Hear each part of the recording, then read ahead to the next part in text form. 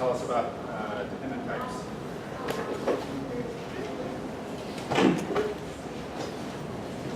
Can you hear me? Can everybody hear me? Okay, thank you. Yeah, I will try to keep up the energy that's no promises here.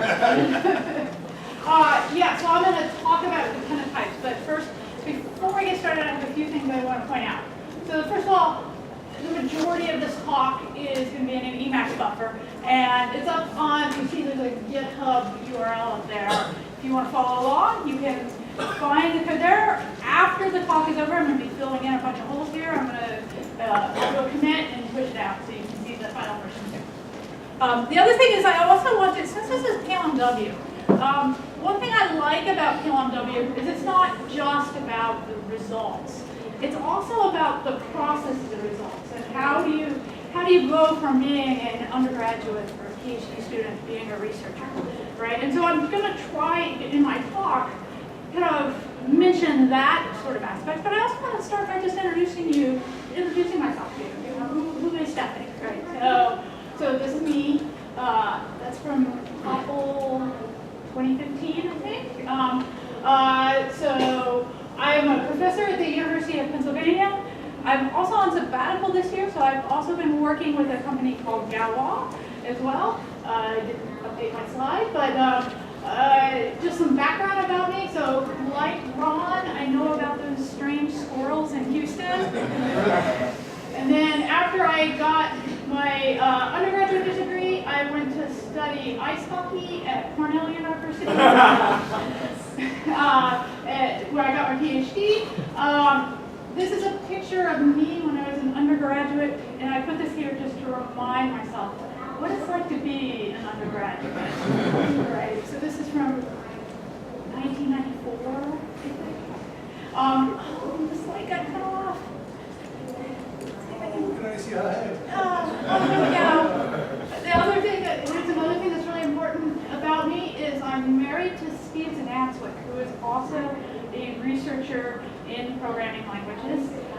This is him. He is also a professor at Pennsylvania. We met in grad school. We came to Penn together, and these are our two children, who have also been at ICFP. Not so much anymore. They're a little bit older, but yeah. So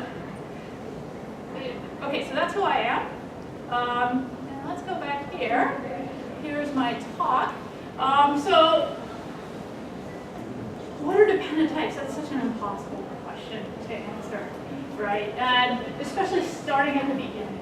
And so what I'm going to do is I'm going to split there's an example that's sort of like the hello world of dependently typed programming, which is length index vectors. And so I'm going to walk through that example in Haskell, just so that you kind of, first of all, to make sure that everybody has seen this example. Maybe you have. Who's seen an example of length index vectors? Okay, almost everybody has. But maybe you didn't get a chance last time to ask questions about it. We're going to see it again. And but I want to add a caveat, right? It's an example of dependently typed programming, but if I were writing a Haskell program, I probably wouldn't want to use what's in Haskell now to statically track the length of vectors. I'd use liquid Haskell. That would work much better, right? But I think it's a great example because it really captures what the mechanisms are, and it allows me to kind of break down the individual parts of what makes dependent programming work.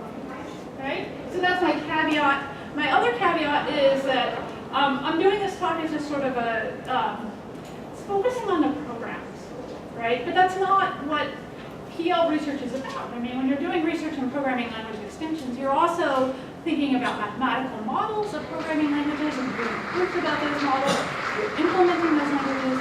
But the motivation in the end comes from, here's some new programs that we can write. So I like to not lose sight of that, right? I want to think about dependent types a lot in terms of how can we make programming better. Okay, so with that said, okay, so almost everybody raised their hand and said that they had seen the fact that you can, well, first of all, you can have piano numbers, you can represent natural numbers as 0 and successor. And here in my Haskell buffer, I've given some names to some of these values when I'm going to be using them as types, right? And so, 1 is just the successor of 0, and 2 is the successor of 1. It doesn't really matter whether I use the name or what it's defined to be. They're equal to each other. But here's some numbers that we can use. And we're going to use those numbers in our types, right? So we're going to use those numbers to constrain a data type definition for lists of values, right? And we're going to call those vectors, because that's just what they're commonly called. And these vectors, they have, they're polymorphic, so they contain any type of values, but they're also constrained. The type also mentions how long they are, right? If the vector is empty, then that parameter into the vector has to be 0, right? So we know that nil has type that says I'm a empty vector. And if we have the second line there, the colon greater than, that's my cons, right? So when I'm going to add a new element to a vector, I'm going to get a vector that's 1 part. Okay, so this makes sense. You've seen this before, right? Yeah, great. So you've probably seen examples of this. So here is a simple little vector that has 3 things in it, right? You can see that if I take off the type annotation, there I load it again, I can ask it to count. That checker can count for us and tell us we have a vector of length 3. It could tell us when we get it wrong. We said it was a vector of length 2. Right, we get a type error that says what? The type error says, 1 is not equal to 0. Right, so the type error, we're off by 1. So let's make that 0. Right, and that's the essence of what's going on in this data structure. Is we are using this data, this length of the vector, to constrain what values inhabit. We don't have to do that constraint, right? But we can. Now, what do I mean when we don't have to do that constraint? Well, we can write some functions over this vector that is just like normal lists, right? So, for example, there's a type class in Haskell that's called foldable. Right? This is things that you can fold over. The type of fold, right, fold R, right, says anything that's foldable, you need to give if you have some elements and what to do in the inductive case, you have a base case, you have a structure base, you can turn it into a B, right? And we can implement this type class for vectors as well, right? So fold R, right, to instantiate this type class for vectors, we just need to say, how do we fold over vectors? But that vector, we don't care how long it is when we fold over it. Right? We're tracking the length. But sometimes that length that we're tracking, it can be abstract. We can parameterize it as well. Good, so let me just implement this. So we're folding over a vector that's empty. We'll just return the base case. If we are folding over a vector that's non-empty, what are we going to do? Spell fold R correctly. But what do? We apply F to the first argument, and then we call fold R recursively on the tail of the list. Right, and the nice thing about... Sorry, if you do an infix, if you do the F and infix, I think it's easier to visualize. Oh, okay. Just a suggestion. Okay. No, just a Yeah, so this is an equivalent way of writing it. It's like replacing the columns. Yeah, in Haskell, you can always put anything in backticks to make it an infix operator. Right, and so you can see like the essence of fold for lists is we're replacing nil with B, and we're replacing cons with F. Okay, so once we have that, right, so the nice thing about the foldable class is it gives us lots of generic operations. One of those operations is maximum, right? So now that we have an instance of that class, right, we can say here is the maximum element of that length index vector right there. Okay? So we can put that length in the types, but we can ignore it. Okay, but we don't always want to ignore it, right? Right? What happens if we do this? Maximum, right? This is something that it type checks. Haskell's not going to get upset for us writing it.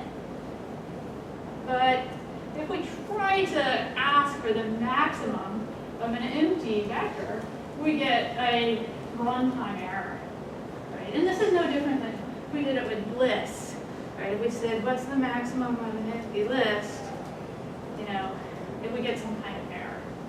And so what we want to do is, since we have a richer type around, we can write a different version of the maximum function. The problem is the definition of the maximum is not really looking, it's defined in terms of fold R, it's not really looking at that type, it can't take advantage of it, right? When really this maximum function, it has a precondition. The precondition is you can't take the maximum of an empty list.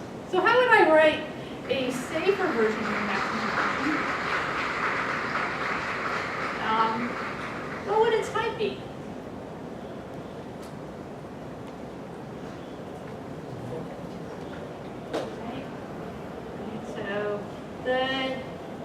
That's kind of the type of the original maximum function, right? How do we make it safe? How do we restrict it from the empty list? Do you need to do successor then? Yeah, so if it doesn't work for all ends, it works for all ends that are successors, right? And so this type here, right, says I can only call safe max on a vector if its type is going to unify with a successor or something, right? And the zero value doesn't unify with the successor or something. And so this is giving us using the type as a precondition to this function. And so it's going to prevent this particular case. So even not even defining the safe max function, I just said safe max.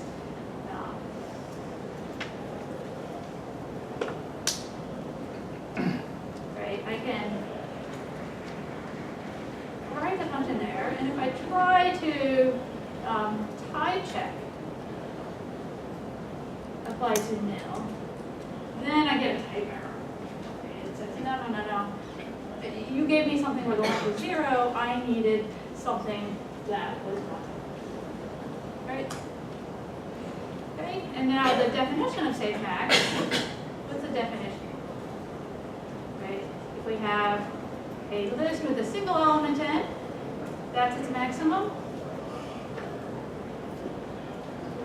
We have a list with at least 2 things. So this is a list with at least 1 thing. The list with at least 2 things.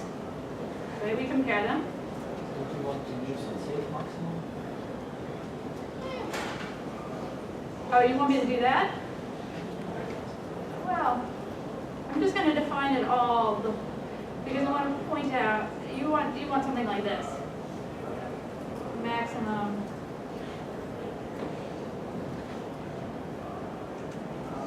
like that. Yeah, that works.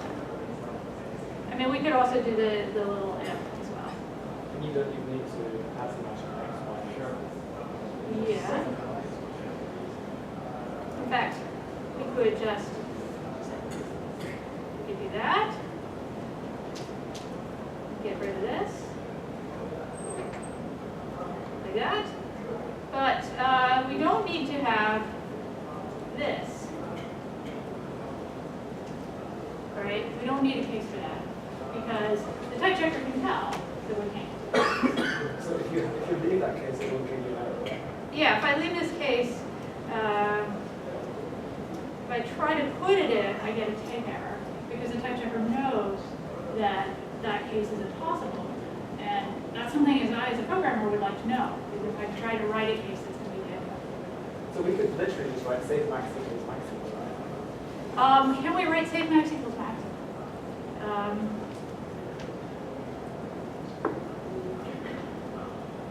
So just like literally like eternity. Like this? Yes.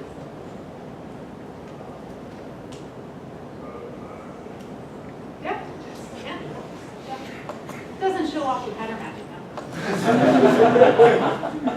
Which is my real goal. Sorry. I'll leave it for you now. Okay. Okay, yeah, so and what's going on, like what makes this really interesting is the fact that when we do a pattern match, and that's what I'm here to show, when we do a pattern match here, that tells us something about the type of the argument, right? And once we know something about the type of the argument, the type checker can take advantage of that. So that's why I call it control sensitive typing, right? Is when we're in different branches of the definition, we may have different knowledge around based on particular what branch we're in, right? And using that's a kind of primary feature of data type definitions of things, even called GATs, is that because we know that the only way to get something where the z as the length is nil, when we see a nil, we know that the length has to be z. And when we see a cons, we know that the length has to be s of n. And so when we do these pattern matching on vectors where we don't know the length, maybe we're abstracting over the length, that tells us what application. That's the feature that really makes that not just an ordinary data type, but a generalized algebraic data type, a GAT.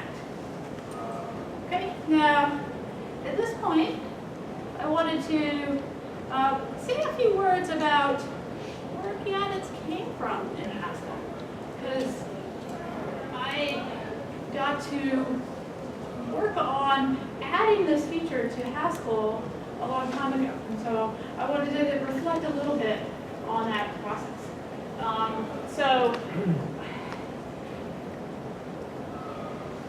So they came around, so about sometime around 2003 or 2004, Simon came up to me and he's like, Stephanie, I want to put these things into Haskell. Do you want to help me out? And if Simon ever comes up to you and says, do you want to help me do X? There's only one answer, right? So you say yes. Now, at that time, my goal was not, let's make Haskell dependent type. I didn't really even know a lot about dependent types, right? So my motivation for helping Simon with these GATs is that I was really interested in type-directed programs that depended on runtime type information, where they could dispatch based on the types, right? They weren't truly parametric and homomorphic. And I knew if I had something like GATs, I could encode runtime representations of types, and I could implement some of these programs in Haskell that I was really interested in, that I had done a whole PhD dissertation on only 2 years before. And so I was really excited about that. And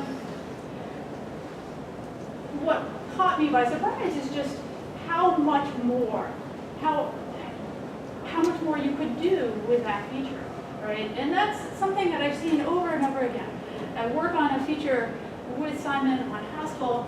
I have an idea in my mind about, well, what I want to do with it, but then when it goes into GHC, lots of things happen that I don't even expect, right? That I don't know where it's going to go next. And that's one of the most exciting parts I find about working in this area. The other thing I want to say is that GATs, they are an example of something that lots of people worked on, right? So it may be that Simon and I and a couple of Demetrius and Jeff Washburn, we worked on them in the context of Haskell, but we didn't invent them, right? So there were a lot of other people at the time thinking about, wouldn't it be cool if a programming language had a feature that looked like this? So James Chaney and Al Finze and Carl Prairie and Hong Wei and Francois Poirier were also looking at similar things at the same time. having a language where you can actually put it in and it kind of magnify the impact of it, right? Because then a lot of other people could use it and could say, hey, wouldn't it be great if you used it for X, right? But the real contribution comes from the entire community, not individuals. And I think that's another great thing about working in the area of programming languages is that languages can feed off of each other. That ideas from one language can translate to another language. And those ideas are always going to look different when you're in a new lens, right? When you're in a new context. And that's where some of the really great research happens. Okay, now I don't just want to define length index vectors. I want to use them for something. And so what I'm going to use them is to talk a little bit about how to make a bingo game. Right, so who's heard of bingo? Who's implemented a bingo game? Right? Yeah, I don't know, why would you? But I don't know, I've never done it before. I've not implemented bingo. But you see when you have a grid, normally there's a free space. You're gonna somebody reads out random numbers, everybody has a different card, you mark it when you get a row or a column or a diagonal, bingo, you win. And so if we're going to implement it, we need to represent a bingo card. And if we're going to represent a bingo card, well, what is a bingo card? It is columns, B-I-N-G-O, right? And so we might use a data structure that looks like this, where we have our 5 columns. 4 of the columns have length 5. The middle column has length 4 because it has that free space in the middle. Right? And so here, I'm exactly capturing the structure in that type. I can't have a bingo card that has too many numbers in it. I can't have an extra number in place of my free space. I have exactly the right numbers in my bingo card. So this is just an example of a bingo card, right? But I need to not only just define the type, I also need to show you some operations on that type. All right, so one operation that we want to have for a bingo card is we want to create new random bingo cards. And I'm showing you this operation because it kind of shows why Haskell isn't quite an independently typed language. So here's the operation that we want to create. We need 5 random vectors for the B-I-N-G-O columns of our card. Create a random vector. Each column draws numbers like the B is always 1 to 15, the I is 16 to 30, so it comes from a range of values. We need to know how many of them we need because the int column only has 4 instead of 5, right? So we might go through, if we're going to create 0 values, we'll just return nil. If we're going to create s plus m values, the successor of m, we might call this function recursively, come up with a new number that is in range, but we haven't come up with it before, and stick it on our vector. Okay, so this is going to give us a random vector of a particular length. What's the type of this function? Right, so how would we write the type of this function? Right, we want to say, we have a random vector. Right, it's going to take a range, which is a pair of ents, right? And then we need n, maybe it's a nat. And then we're going to get a vector out. But what's the length of that vector? It'll be a vector of whatever, ents maybe.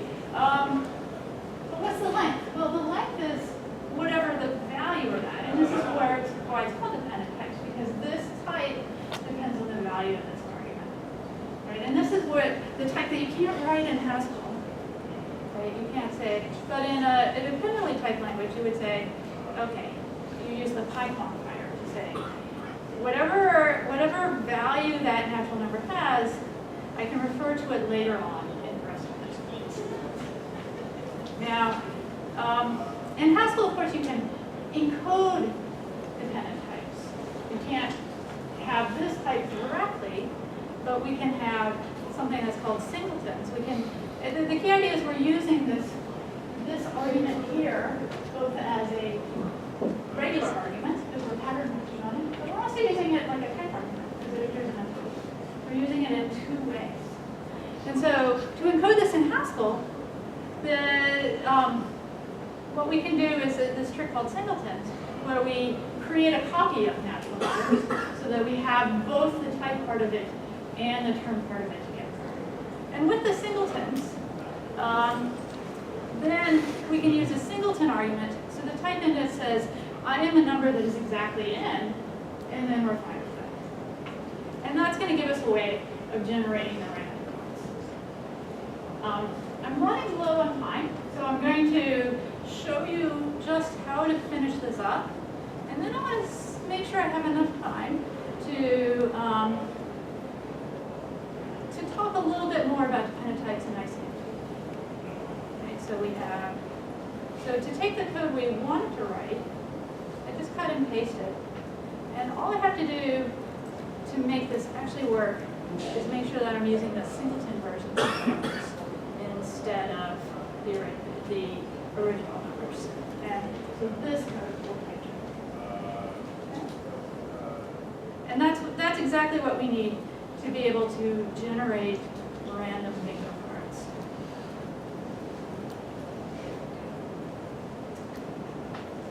All right, so there's a random bingo card. Okay, so for fun, you can take the code on GitHub and try to see if you can figure out how to access the card. This printed out in column by column, but when you're looking at bingo cards, you might want to print it out row by row. So to do that, you need to be able to access the bingo card row by row. And so that's a fun exercise that you can try. Right? And then so I'm just going to wrap up by just kind of saying, what are the open questions in dependent types? Right? So you're going to see a lot of dependent types at ICFP and at the related workshops. There's a lot going on right next door in the Haskell Implementers workshop. What are they working on? What are their problems that people are facing? Right, so if you go and you look, right, so there's a lot of questions, right, in terms of what can we do with a dependently typed language, right? You've seen an example, many of you have seen it many times before, of length index vectors. That's an example of verification. We have this idea of this domain-specific property that we want our programs to satisfy. We want the type checker to take care of it for us, right? So we can use the dependent types to do that kind of verification. But that's not the only kinds of programs that dependent types are good for, right? They're also good for expressing things like metaprogramming or dynamic programming, things that they have these very flexible interfaces that can't quite be captured with what Haskell's type system is, right? So you'll see a lot of research papers that are about really kind of trying to figure out what can and we cannot do. What metaprogramming I just mentioned is a really big example use case of dependent types. There are two tutorials about new research dependently typed programming languages, Cedille and Beluga, that are going on this week. The motivation for those languages, a lot of it is in terms of metaprogramming, right? So coming up with good ways for representing variable binding in dependently typed languages is an active area of research. But there are other things in programming languages besides dependent types. How do we mix them together? There's a paper coming up about mixing dependent types and continuations. How do we take things that are in other languages, how do we integrate them with new dependent types?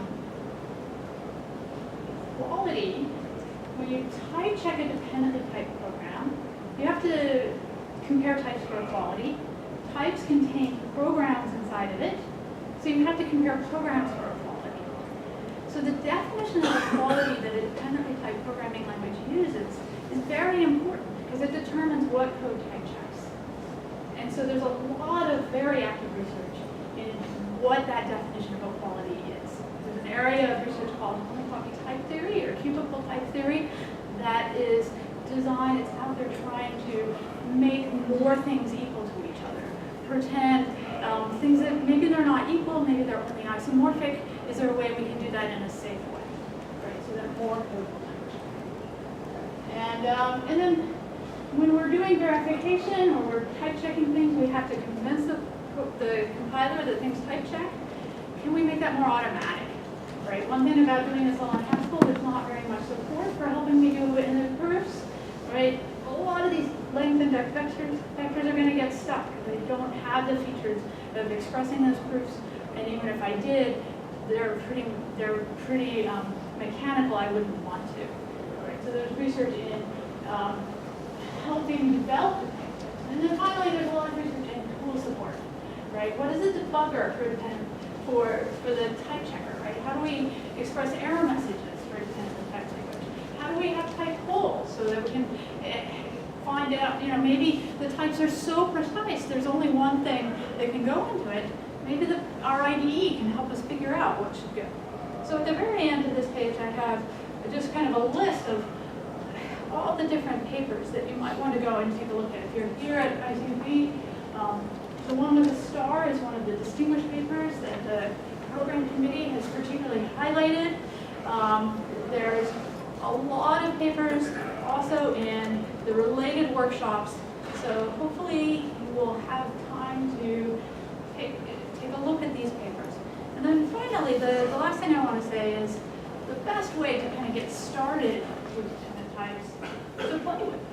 To go out, find a dependently typed language, and work through examples, right? It's a lot more fun than reading a bunch of typing rules. As much as I love typing rules, it's a lot more fun to write programs. And so I put in this file some links to some typing rules and systems that you can go out and experiment with. Okay, thanks.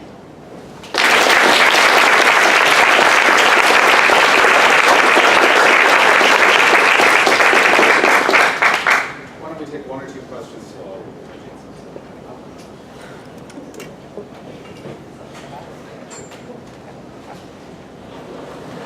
Which is your most preferred or most interesting dependently typed language at the moment? Oh, you're going to make me play favorites? I don't play favorites. I mean, Haskell, of course, right? Today. I mean, they're all, like, there's a reason we have lots of them out there, because it's a very large search space, and they're all looking at different places. And some of them are better for certain kinds of programming than others. And so it kind of depends on what you want to do that day. In terms of how do you get started, like, I'm not going to tell you which one to pick to start playing with. They're all fun. Yeah. So if you're in a language like Agda, for example, right, so you don't have strong type inference properties, but on the other hand, in Haskell you have. Yeah. It's really nice to have type inference. So do you think we'll have to sacrifice type inference properties for if we go more dependent type? I mean, of course. So as Haskell gets more dependently typed, then typically you're not going to have principal types. And since you don't have principal types, you have to tell the compiler which of many possible types it's going to have, right? And so you can't rely as much on type inference. Right? You have to annotate, put more information in your types. The general trend writing Haskell code anyway, though, is putting more types in your Haskell program. So I don't think that's really a bad thing to have people write down the types. I would like to see more IDE support for once you have written down your types and you're refactoring your code, maybe the IDE can help you modify those type annotations so you don't have to go, oh, in all these places where I said this, I really meant that, right? That's the direction I would like to see people go in.